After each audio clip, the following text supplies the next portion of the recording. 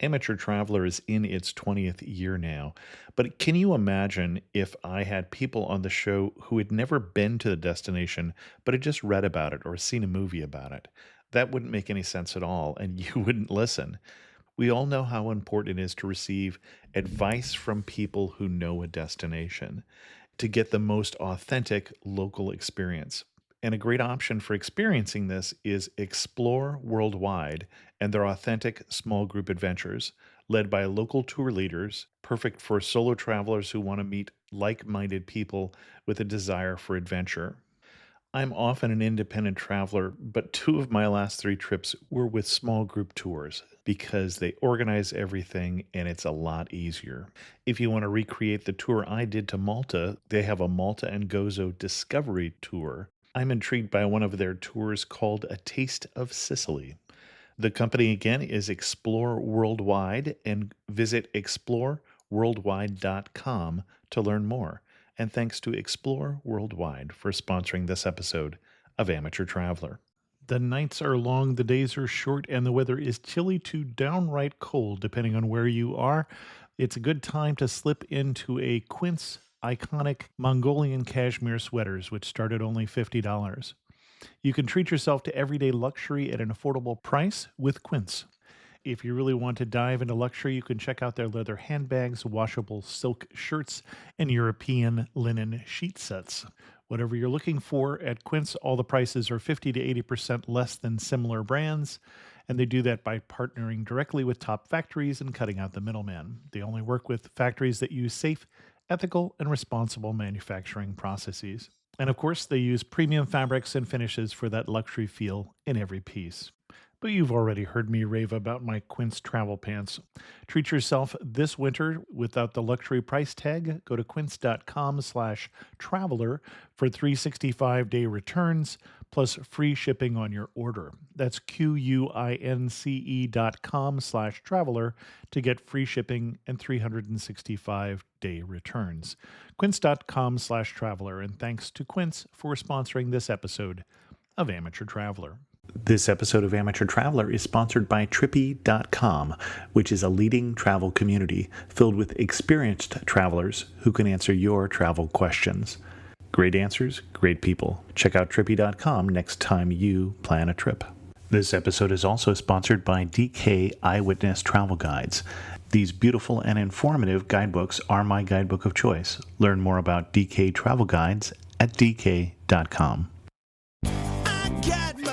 Packed on a roll. I'm heading out there and I'm ready to go. I'm looking real good in my passport photo. Oh, no. Amateur Traveler, episode 445. Today, the Amateur Traveler talks about crystal blue waters, white sandy beaches, and a warm and inviting culture as we go to Fiji.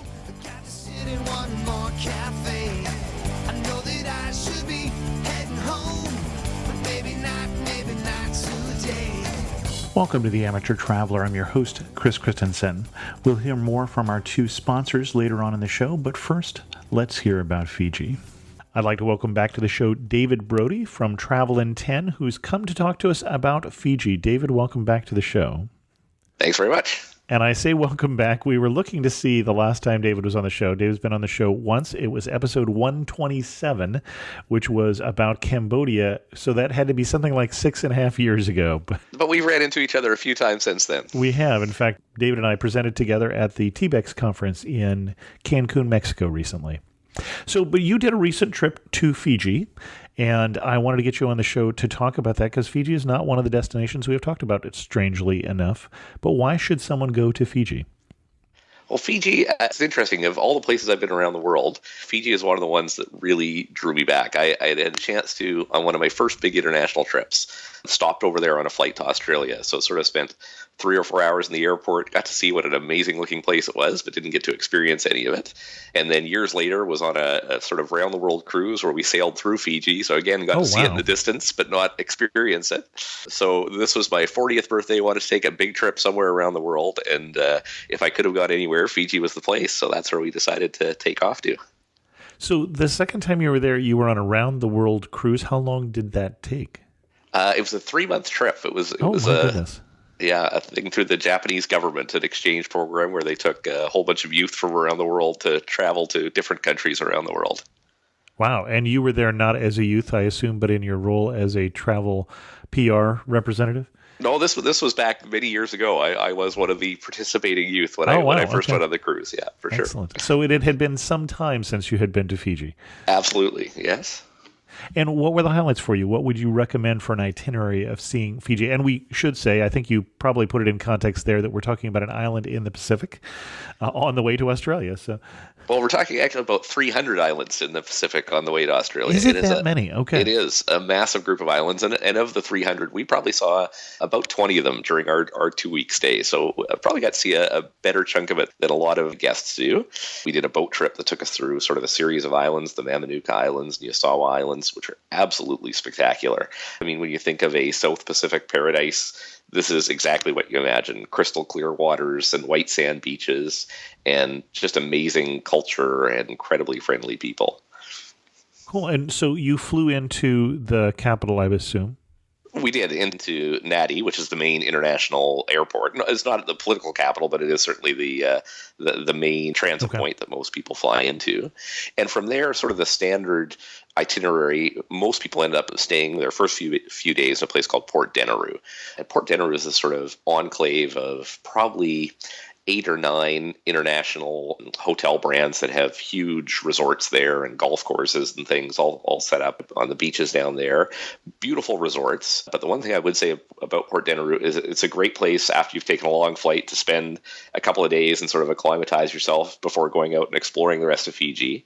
But it's certainly not the place where you would want to spend your entire trip, because you really don't get to experience much of the real Fiji there. The beaches are not great. I mean, it's not a place that you would want to go snorkeling, for example. The water's quite dark and murky around Port Denaroo. But the resorts themselves are beautiful.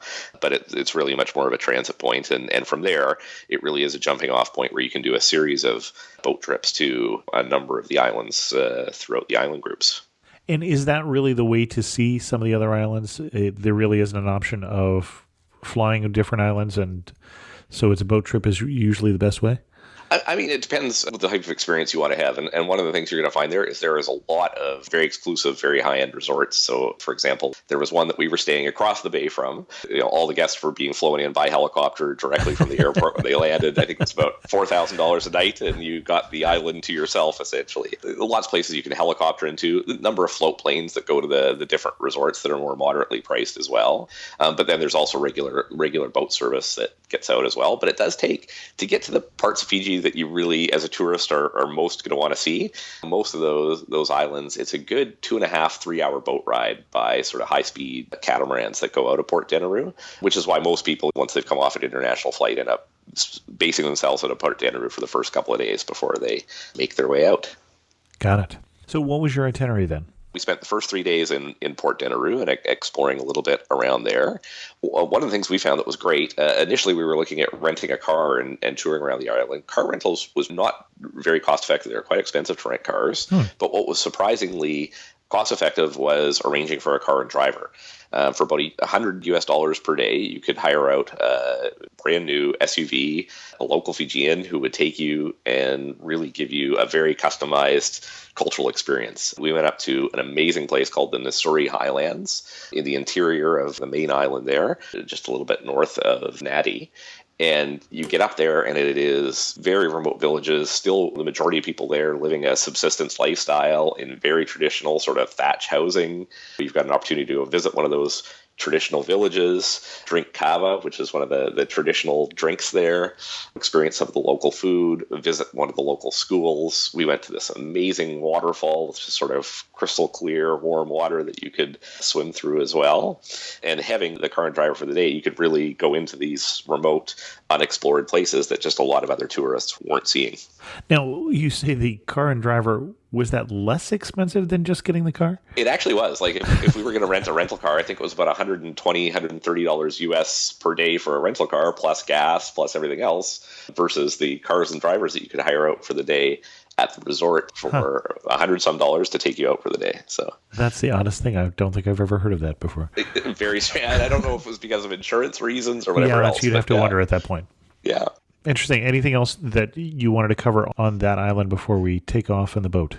Another very cool place was Sebago Hot Springs and Mud Pools. Again, sort of a remote destination, a little bit off the beaten track, where you go into this essentially field where they've got a number of volcanic mud baths.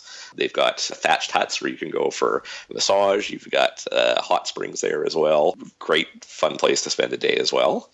One other thing that I would mention as well from that first few days of the trip is we were lucky enough to have landed on a Sunday. And we were talking to the concierge of the hotel, asking what are some of the more interesting local things to do around here.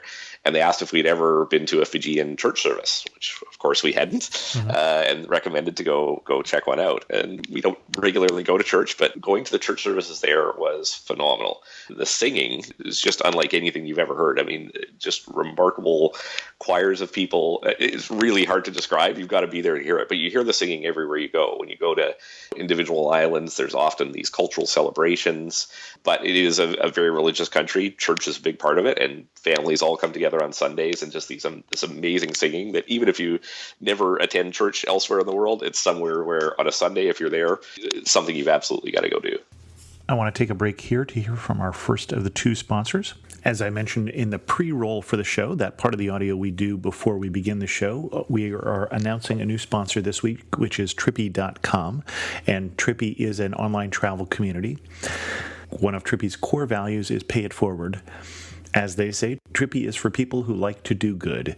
We are helpers. No question is too great or too small. We've all experienced the kindness of strangers on our journeys and love to keep that momentum going by sharing with others. I want to encourage you to support Trippy, who is supporting this podcast. One of the ways we're going to do that is a question of the week. I'll put a link in the show notes. I'd like you to go over to Trippy and answer this question. Where is the most remote beach you have ever gone to? I'm not going to give anything away here, but if you look at my answer over on Trippy, you'll hear about crawling through a series of water caves to get to my favorite beach in the world. So go answer our question of the week at Trippy.com. I'll be reading some of my favorite answers on this show next week. So then you get on the boat, but we're not talking about a cruise boat, but you're just doing island hopping for a few hours, then out to your next destination. For our first trip, that's what we did, was just essentially it's a water taxi. It takes about 200 or so passengers, stops at a number of islands. And our first destination was a place called Malolo Island. Very family-focused resort. It's owned by local Fijians. You're on a beautiful white sand beach. It's just a great place for relaxing, sitting back, and having an incredibly relaxing vacation. Great snorkeling and diving directly off the beach. So we had sort of a beach hut that was right there, beachfront, 2 steps out the door, you were in the water, and just amazing sea life all around you. Everything from stingrays to every type of tropical fish you could imagine sort of surrounding you the moment you hit the water. They also had things like you could go out paddleboarding, you could go out kayaking, all from the resort, different tours that they would do on a daily basis, and then a number of different cultural activities and things there as well. And you mentioned family friendly. You were there, I assume, with your wife and 2 kids, if I have the number correctly? That's right. 2 little guys, a 3-year-old and a 5-year-old. And one of the things that you really notice in Fiji is society there is very much still organized around villages and sort of a tribal lifestyle. Mm-hmm. And when you come as a visitor, you are incorporated straight into that. I have never been somewhere more welcoming with kids than they were in Fiji. I mean, people scoop up your kids from your arms and take them off and are engaging them in local games and activities. And so much so that when we were in Nadi, which is a sort of a mid-sized city, probably I would guess sort of a 40 or 50,000 person city, we were out shopping one day. And our 5-year-old was looking at some dresses while our 3-year-old was off looking at guitars or toys or something else in the corner. And we turned around for a moment and our 5-year-old was gone. And so for a moment, we were a bit panicked and started looking around. And it took about 2 minutes to find her, and we went back, and she was actually back in the change rooms. 3 Fijian women were with her, and they had probably 10 dresses picked out, and she was already on her 3rd dress that she had tried on with them. And if it was anywhere else in the world, you would have been panicked. But there, it's just what they do, right? It was great just how welcoming people were and how good they were with the kids. And I'm curious, 3 and 5, very different ages from 40. And yeah. They won't necessarily remember this trip, or at least the 3-year-old won't necessarily.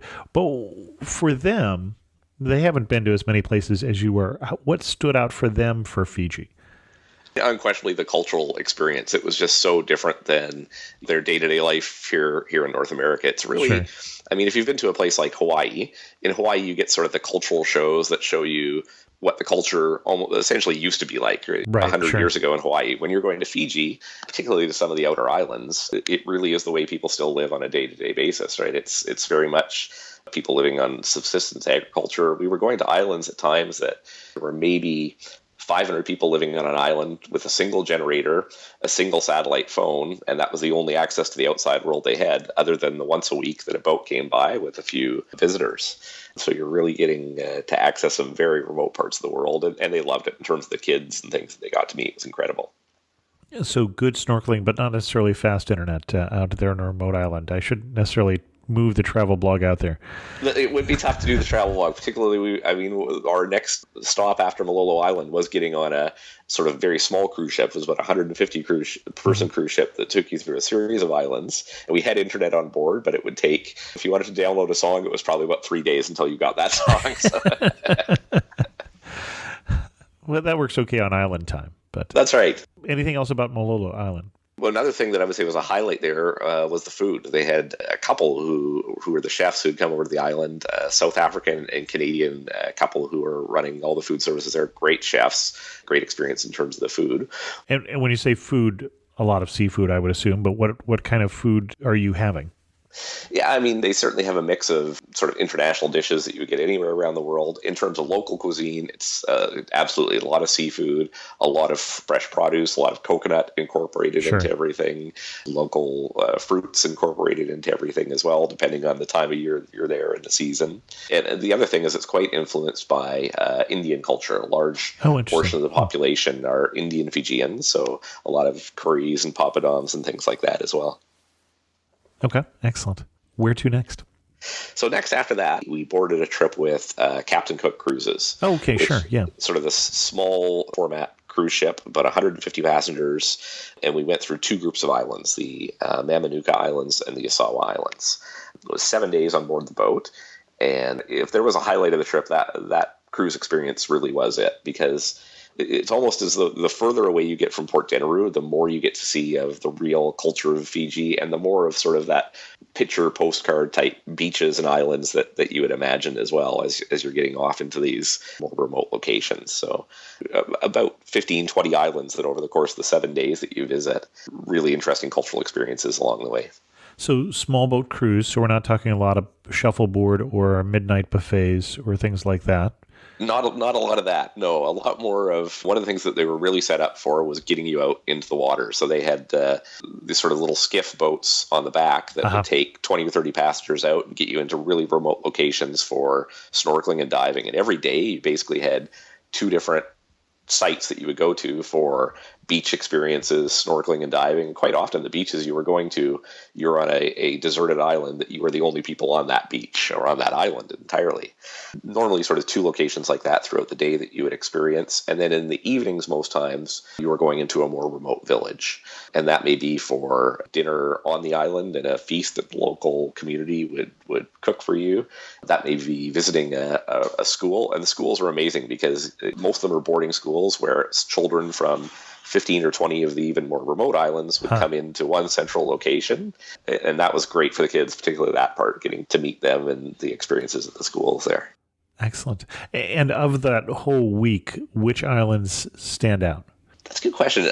Probably the one that stands out the most in my mind was one of the most remote places we went, a place called the Waia Islands. What stood out most was just the friendliness of the people. I mean, this was one of the islands where we did go visit the school. About 500 kids there between probably 6 and 12 who want to better themselves with better education. So they've come in from the remote islands, are there to attend school, and so friendly, just the most friendly people you've ever met on the island. And touring through it, the local villagers would take you through and really wanted to give you the experience of seeing what their day-to-day life was like. So taking you through the field, seeing how they grow the crops, just the way that they live on a day-to-day basis was so interesting to see. Interesting. Now, so you're out, there are sort of two major islands in the Fijian Islands, but you're at it away from that and some of the smaller ones, is my impression? Correct. And the two island groups that we went to, the Mamanuca and Yasawa Islands, are two of the more accessible island groups. The Mamanucas is one where you'll find more islands with quite well-known international resorts on them. And in most cases, that's all that's on the island, is maybe a single resort. But then once you start getting out into the Asawas, it used to be an area that was more, I would say, more geared towards backpackers. Now there's a few really high-end resorts out that way as well, but also a lot of just very, very remote islands with these remote villages that you can go experience.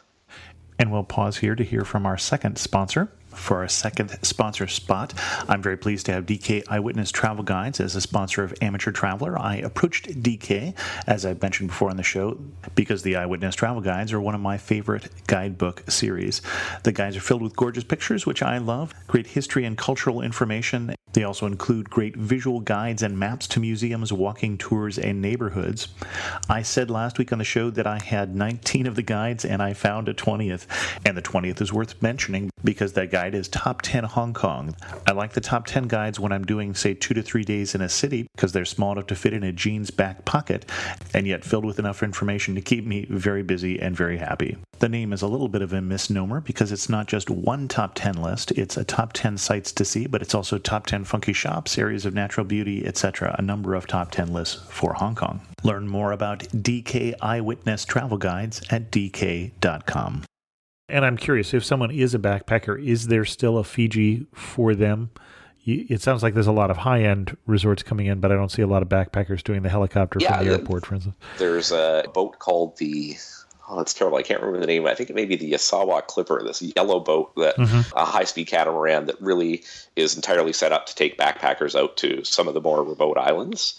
And out on the Yasawas, you would find places where it's not going to be as inexpensive as a Southeast Asia, for example, but you could certainly find places that were, I would say, in the $30 to $50 US range per night. Oh, that's not bad. To stay out on some of those more remote islands as well. And there's a few where you'll actually find resorts that are sort of half and half. There's one on Yasawa Island itself that was a beautiful resort that they had berets. They're sort of Fijian-style bungalows that were fully kitted out and very modern, and those were going for $500 or $600 a night.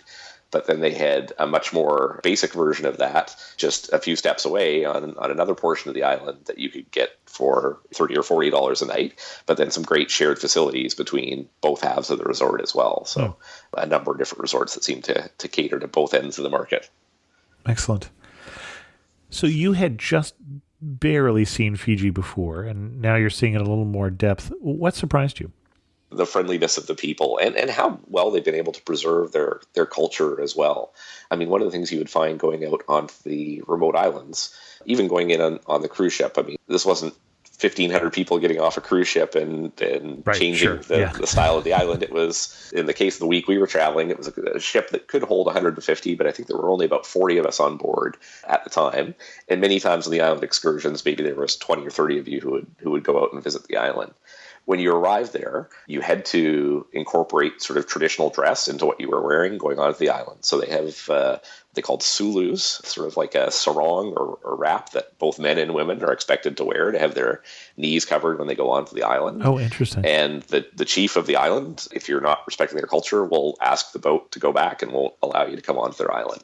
A gift has to be presented to the chief as you arrive to allow you to go into the village. So they've really worked hard to preserve their traditional culture and really been able to maintain that. What do you wish you had known before you went? The difference between the main island that you land into, Viti Levu, and what you can experience around there, around Port Denarau, and the outer islands. Port Denarau was great as a stopover point and somewhere to acclimatize yourself to Fiji. We ended up on it was a little bit over 2 weeks, about 17, 18 days we were there. We probably spent the first 3 and I believe the last 3 in Port Denarau. I probably would have shaved down that portion of the trip and spent even more exploring the outer islands. Like an 11-day cruise versus a 7-day cruise would have been great because you could have got to even more remote locations. Yeah, for sure. And if you're standing in the most beautiful spot in Fiji, where are you standing? What are you looking at? For me, it was probably waking up morning on Malolo Island, stepping out of that beach bungalow onto a white sand beach. Looking out across from you is a perfectly shaped mountain out on the distance, out on the crystal clear water, and the sun rising above it was the most beautiful setting that I've seen probably anywhere in the world. Okay, interesting. So to really experience Fiji, in your opinion, one thing you should eat, one thing you should drink, and one thing you should do. Well, one thing you should drink is an easy one, is kava. Kava is a Okay. big part of the culture there. It almost has like an alcoholic type effect, but you don't get any hangover from it. It's a root that they grind up, and it's a huge part of the culture in Fiji. Every village you go into, one of the first things that will happen is a kava ceremony. Some very specific protocols about the way they make the kava, the way that you enjoy the kava together with the community. So that's something you've absolutely got to try when you're there, and there's lots of opportunities to try it. And you say specific protocols like what? If I remember correctly, normally men who are invited to drink the kava first. There's the chief of the village and whoever is sort of considered the most senior person from the delegation that's visiting. Uh-huh. The chief who would give the drink to the senior person who is there. You've got to clap your hands in a certain way prior to receiving the kava bowl and drinking it, and then clap your hands in a certain pattern once you give the kava bowl back as well. So a number of different sort of cultural things that you discover as you go along the way. Did they give you a briefing as you headed out in the skiff from the ship, or how did you know? Absolutely. There is no shortage of briefings on how to drink kava. You'll find it's a pretty popular part of the local culture. In terms of things to eat, probably the most Fijian meal we had was out on some of the outer islands. In this case, it was a group called the Sacred Islands that we went to visit. And one of the evenings, they had a dinner that had been cooked entirely underground in hot stone. Everything from an entire roast pig that was cooked there to yams and fresh fruit, and exactly the sort of thing you would imagine in a South Pacific island like that. So in terms of something to eat, that's definitely something you would want to do. And then one thing to do, I would say, is you've got to get underwater, whether that's snorkeling, diving. If you're not a snorkeler or diver, there's even some of the islands have glass-bottom boats. In one or two cases, I think they've even got submarines that will take you around to see the underwater world there, because the reefs are really stunning. I mean, both soft and hard coral and just a huge variety of marine life. Excellent. One warning you would give?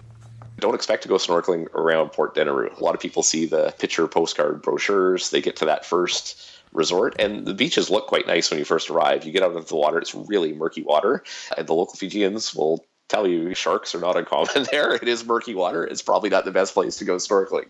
So one area you would want to avoid for sure. And the other thing is you would also want to do a bit of research in terms of time of year that you want to go there. Like any tropical location, there's typhoons and other things as well. So you'd want to definitely do your research and make sure you're going at a time where the weather's going to be the best, if what you're going there for is really to get that sort of tropical beach vacation. And you were there what time of year? I don't remember. We were there in June, and the weather was spectacular. I mean, I think in the 16 days, we maybe got one afternoon of rain when we were there. Other than that, it was great. Most memorable local you met? One of the things that was great on the cruise ship that we did is that if you had children under a certain age, I don't recall what the cutoff was, but it was mandatory that you had to hire a local Fijian nanny to watch over the children when they were on the boat. We had a great nanny with us, Tomasa, who just really, in the 7 days that we were traveling throughout these islands with her, really became part of the family. The kids were in love with her after the first hour they'd spent with her, and just somebody who taught them so much about her culture and the history of the islands and everything else as we were traveling through. And if you've got young kids and you're going on a vacation, it's pretty amazing to be able to have somebody there to help out, that when you want to go out diving or snorkeling or have a dinner while you're out for the 7 days on the boat, you've got somebody there who can help out as well. When we talk about remote destinations like Fiji, one of the questions we usually ask is, when did you feel closest to home and when did you feel furthest to home? So when was it very familiar and when was it unfamiliar? Probably the first time going in and doing one of the village visits, you really realized how different this was from home. I mean, the fact that just the lifestyle that people live there on a day-to-day basis was so foreign to what we do in North America. They still are living a very... and I wouldn't say this is everywhere. I mean, when you go into the big cities are very modern and very much like a North American city would be. But when you go into the more remote village kind of locations, it's like stepping back in time. And that was really probably the place where it was most different. And this also isn't the Polynesian Cultural Center. I mean, you're walking into the village and then the day that you leave, it's going to be the same way. Absolutely. Yeah. And it's the types of songs and dance and ceremony and things that are being performed isn't just being done for tourists. I mean, this is part of the regular day-to-day life of the village and the culture of the village. So that was one of the great parts to experience. Okay. Well, it feels like we're winding this down a little bit. Is there anything else that you think that people need to know before they book their trip to Fiji? One other location that was really spectacular, and it was a tough one to get to. It was out in the Sawa Island group on one of the more remote islands, a place called Sawa Ilau Caves. Important part of sort of Fijian culture and history. It's played into a number of sort of battles that have happened between tribal groups on the island, so a lot of history there. But just a great sort of place for a soft adventure day where there's cliff diving, there's crystal clear waters, and a really fun way to spend an afternoon. Excellent. One thing that makes you laugh and say only in Fiji.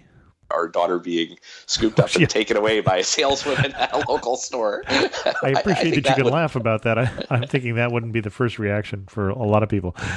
Well, and I think if it had happened to us on our first day in Fiji, it would have been terrifying. But it would happen near the tail end of the trip, and you got to know the culture, and it certainly was terrifying for a moment until you found her. But then you instantly realized what had happened and why it had happened.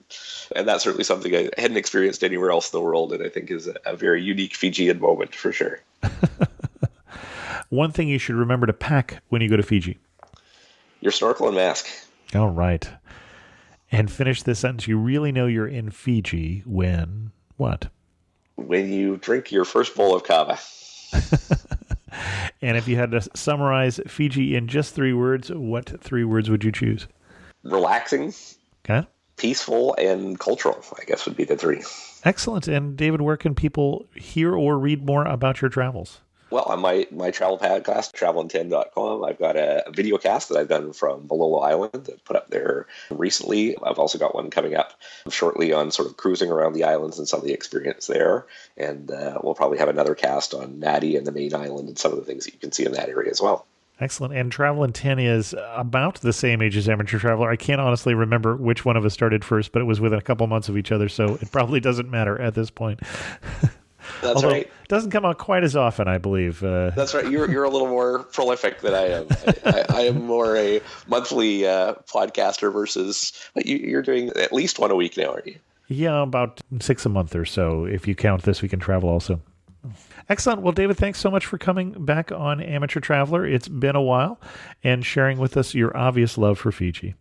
Happy to do it, and hope we get to hit the road together somewhere else around the world soon. Excellent. Sounds great. We haven't been doing as many news spots on this show because I do that on This Week in Travel more these days. But we do have a news story that's coming out of Venice that just has to be mentioned. According to a story originally in the Daily Mail, Venice is going to ban rolling suitcases. Venetians apparently are fed up with the tourist noise pollution in their picturesque town. If you were caught with a rolling suitcase making noise on the cobblestone streets, you will be fined 500 euros. One alternative, of course, is staying elsewhere in the Veneto and then just taking a boat over and leaving your suitcase behind. And, of course, also leaving your hotel dollars someplace else. In news of the community, I heard from Sarah, who took me up on the suggestion to go see Kamakura when in Tokyo, Japan. And Sarah writes, "You were right. I did love Kamakura. It was a fantastic day filled with shrines, temples, the beach, and ending with a beautiful sunset of Mount Fuji from Enoshima Island. Thanks so much for suggesting it to your listeners. I also spent 4 days in the Nagano Prefecture during my time in Japan, and I would wholeheartedly recommend it as a destination. I think it is often overlooked as a side trip from Tokyo. Most people seem to go to Kyoto or Osaka, but it is such a beautiful and special place. The incredible mountains, onsens, delicious food, and kind people make it an unforgettable visit. I even visited a 100-year-old wasabi farm. If one of your travel peers ever happens to pitch it as a future episode, I say go for it." Thanks very much, Sarah. With that, we're going to end this episode of The Amateur Traveler. If you have any questions, feel free to send an email to host@amateurtraveler.com. Don't forget to answer our trippy question of the week and also visit our sponsor, DK.com. A transcript of this episode is thanks to jwaytravel.com. You can also follow me on Twitter @Chris2X. And as always, thanks so much for listening.